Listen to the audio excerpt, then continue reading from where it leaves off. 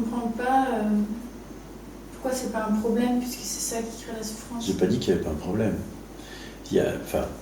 J'ai dit on ne va pas chercher à résoudre un problème.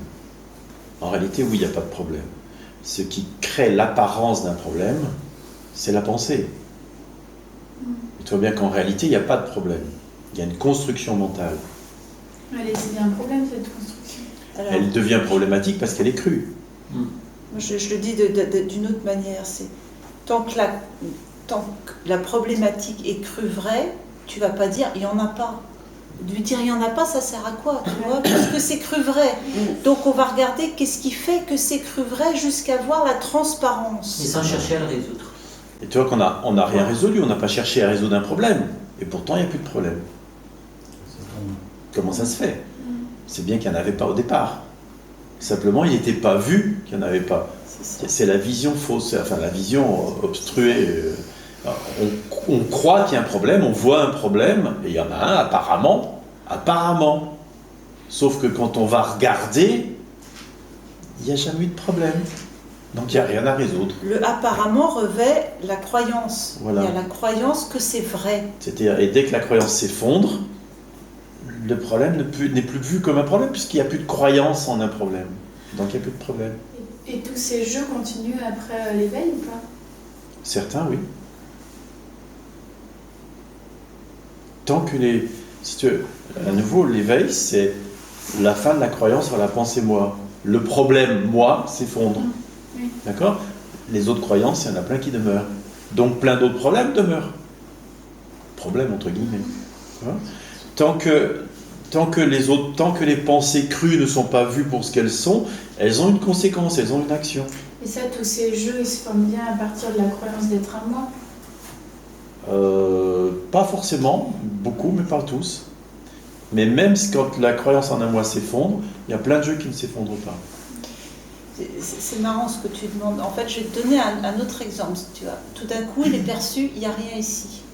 Comment ça se fait qu'un caillou fasse un rond dans l'eau? C'est ça ta question. Le caillou devrait plus faire plouf, puisqu'il est vu qu'il n'y a rien. C'est sans sens. Ouais. C'est pas le même niveau de réalité, c'est ce qu'on pourrait dire. Surtout si tu veux. C'est pareil pour les émotions. Si tu veux, ça fonctionne par engrammage, c'est des conditionnements. Tu vois, l'organisme est conditionné à fonctionner d'une certaine manière, il est conditionné à croire certaines pensées.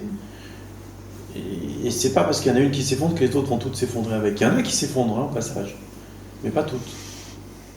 Donc il y a des trucs qui s'effondrent avant, parce que ça regarde, comme là par exemple. Il y a des trucs qui s'effondrent au moment d'eux, on ne sait pas pourquoi. Il y en a d'autres qui ne s'effondrent pas, et tant qu'ils ne sont pas regardés pour ce qu'ils sont, ils ne s'effondreront pas.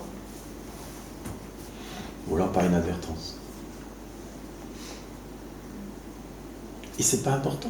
Ces dynamiques-là n'ont rien à... Enfin, il y en a oui et il y en a d'autres qui n'ont rien à voir avec la croyance d'être quelqu'un. Elles ont tout à voir. Avec un sentiment de séparation et d'individualité. C'est ça que je... Oui. Bah oui, mais alors... Elles ont tout à voir avec, et elles ne s'effondrent pas avec la réalisation qu'il n'y a pas d'autre. Mais le monde est une pensée. Déjà là, il y a une séparation. C'est pas le moi. On n'est plus au niveau du moi, là. Si tu veux, la réalisation n'est pas définitive d'un coup comme ça, et tout est fini, ça y est. La réalisation, elle se déploie. Il n'y a pas un d'éveil, il y en a plusieurs, on dit aussi, tu vois, par exemple. Et il y a plusieurs réalisations. L'éveil se déploie. C'est pas quelque chose qui... L'éveil, c'est pas la fin de quelque chose. C'est le vrai commencement. C'est le vrai commencement, tu vois. On pourrait dire c'est l'instant de vision pure. C'est un instant. Et qui va s'enraciner de plus en plus, qui va se déployer au sein de l'organisme, qui va prendre toute sa place, toute sa mesure. Tu vois, dans ma question, il y a la subtile... manipulation de...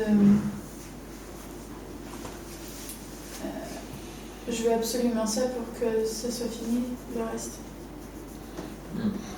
Donc il y a un subtil refus surtout. Que les choses soient comme elles sont. Tu vois, l'imperfection. Tu vois, l'imperfection, c'est la vie même. Mais pas en blanc-seing. De toute façon, c'est imparfait, C'est pas un blanc-seing, comme il dit souvent, c'est-à-dire, c'est une réalisation pure. Que c'est comme c'est. C'est un accueil plein, c'est pas, puisque c'est comme ça, je peux continuer. C'est pas ça. Mais surtout, tu vois pas la puissance de l'accueil aussi. Tu vois, regarde. On n'a rien fait d'autre que de regarder tel que c'était. C'est tout. Et qu'est-ce qui se passe? Il y a vision que, ah oui, punaise, c'est pas réel tout ça. Pouf, ça s'effondre. Qu'est-ce qui en reste? Le sourire. C'est l'accueil. C'est le regard. C'est la puissance de l'accueil. L'imperfection accueillie ne peut pas ne pas se transformer. Les ténèbres accueillies ne peuvent pas demeurer ténèbres, parce que l'accueil, c'est la lumière. Les ténèbres ne peuvent pas sourire la lumière. Tu vois? Le refus, c'est les ténèbres mêmes. Parce qu'il n'y a plus possibilité d'avoir ça. C'est murer la porte. Je veux dire, avec d'autres mots, l'accueil, c'est le retour à soi, le retour à l'unité. C'est redevenir ce que je suis déjà un. Et arrêter de croire qu'il y a une séparation à ce moment-là. Oui, c'est le retour à l'unité, même s'il n'y a pas de retour. Et ces dynamismes-là, ces jeux-là, n'entravant rien, l'unité en fait. Et comment veux-tu? Oui. Il y a toujours eu qu'unité, il n'y a que unité. Il n'y a pas deux, il n'y a jamais eu deux. Même aujourd'hui, avec tout ce qui se passe dans le monde, il n'y a que un. Mais dans ce que tu dis, c'est comme s'il y avait ça et l'unité. Oui, pour moi, c'est ça la vision que je vois. C'est ça le problème. Il y a séparation, il y a deux. La séparation n'est pas là où tu le crois. Il n'y a pas de séparation en réalité. Non, mais dans son schéma, elle croit que la séparation est à un niveau et il n'est pas à ce niveau-là. J'entends ce que Le truc, c'est que tu as peur de ténèbres. Moi, j'ai pas peur des ténèbres. Bon, je tremble un peu quand je le dis. Mais il y a un côté où vraiment, j'ai pas peur des ténèbres. J'ai pas peur de ce qui est prétendument noir. De ce qui est apparemment noir, négatif et tout. Il y a un côté où c'est ok. C'est... je sais pas comment dire, quel mot mettre. Il y a un oui à ça, tu vois. Tranquille. C'est... ouais. Il y a ça. Il y a un côté où c'est pas un problème. En fait, dans cette douceur des mots que j'ai, du ton de ma voix, il y a un côté... ouais, il y a de la douceur par rapport à ça. Tu vois? Et cette douceur, je vais la laisser transformatrice. Il n'y a pas besoin de faire quelque chose. Cette douceur vis-à-vis de la ténèbre, c'est vraiment... c'est ce oui, et la ténèbre ne peut pas rester ténèbre, parce que c'est pas sa nature. C'est du construit. C'est comme tous ces jeux. C'est que du construit. C'est pas du réel. C'est de la souffrance qui cherche à se dire, c'est de l'amour qui cherche à se dire, qui cherche une résolution. C'est rien d'autre. Qu'est-ce que tu veux aller rejeter ça? Qu'est-ce que tu veux refuser ça? Ça n'a pas de sens. C'est comme si tu refuses un enfant qui est en train de pleurer parce qu'il est tombé. Et tu le rejettes, ça n'a pas de sens. Ça n'a pas de sens. Tu peux que lui donner de l'amour. Tu vois?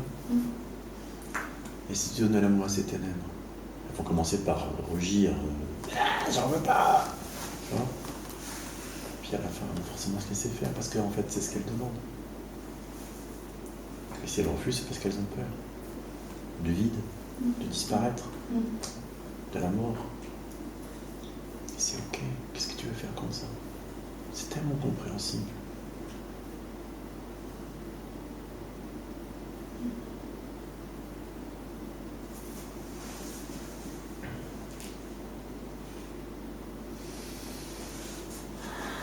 Alors il y a accueil.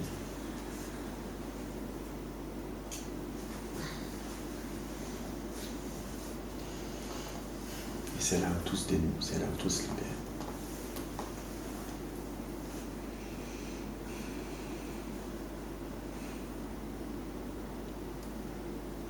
C'est vrai qu'il y a une peur.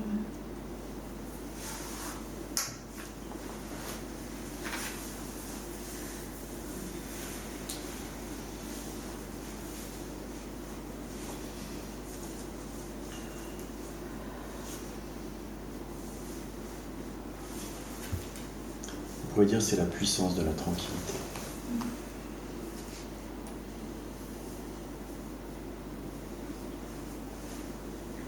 La puissance du déposer.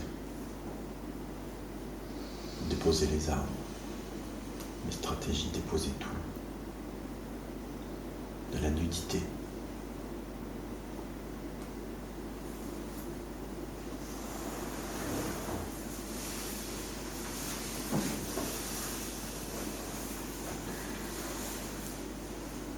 Et peut-être que le corps va être tué au passage. Ça n'a aucune espèce d'importance.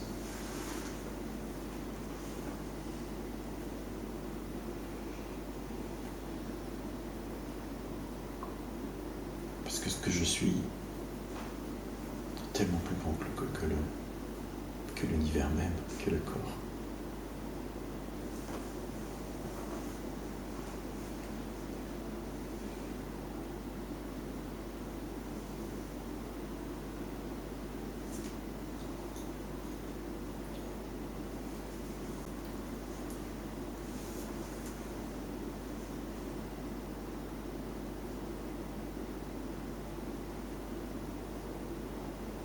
La toute-puissance, c'est pas pouvoir faire tout ce qu'on veut sur Terre. La toute-puissance, c'est justement la parfaite impuissance. Ce ne rien faire qui est tellement agissant.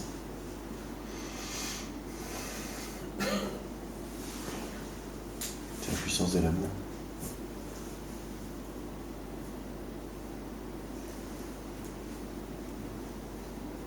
Il n'y a que ça qui libère. Ça veut dire aussi être en paix avec soi-même, être en paix avec tout ce qu'on a pu se faire, tout ce qui a pu se jouer, tout. C'est peanuts en réalité. C'est juste, ça a juste été le chemin vers la réalisation qu'il n'y a que ça, qu'il n'y a que cette douceur.